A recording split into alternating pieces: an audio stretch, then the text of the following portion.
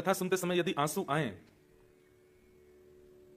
तो यह नॉर्मल है कि क्या है? व्यक्ति के पास सबसे ज्यादा बहुमूल्य यदि कुछ होता है तो उसके अश्रुबिंद। आपके पास सबसे ज्यादा कीमती कुछ है तो वो आपके अश्रु हैं, और वे यदि ठाकुर जी के भाव के प्रति अगर प्रकट हो रहे हैं, मैं ऐसा कहता हूं कि आप ठाकुर जी को इससे बड़ा कुछ दे ही नहीं सकते हो।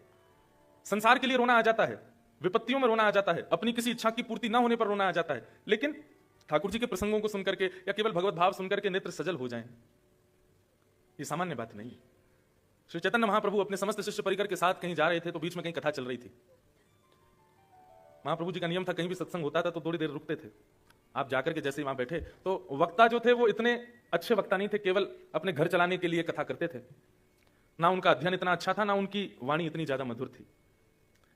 तो जितने भी शिष्य परिकर थे महाप्रभु जी के साथ, वे सब तो उनको उसी भाव से आंक रहे थे। ना तो ये अच्छे से बोल रहे हैं, ना अच्छे से गा रहे हैं, ना इनके श्लोक शुद्ध हैं, ना इनकी बातें स्पष्ट हैं, पर महाप्रभु जी दोनों भुजा उठा करके भाव बेहवल होकर के नेत्रों से अश्रुपात करते जा रहे हैं।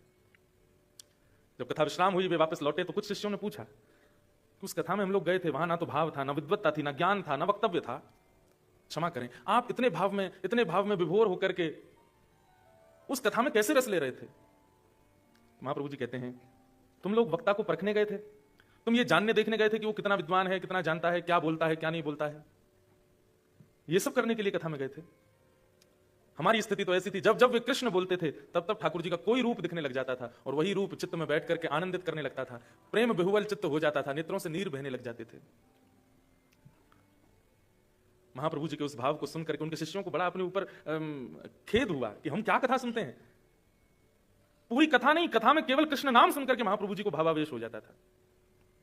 हमारे गुजरात के प्रसिद्ध कथा वक्ता पूज्य श्री मुरारी बापू एक बार अपनी कथा में कह रहे थे कि अगर कथा सुनते सुनते नेत्र सजल होते हो तो समझना कृष्ण ने तुमको छुआ है, कृष्ण तुमको स्पर्श कर रहे हैं।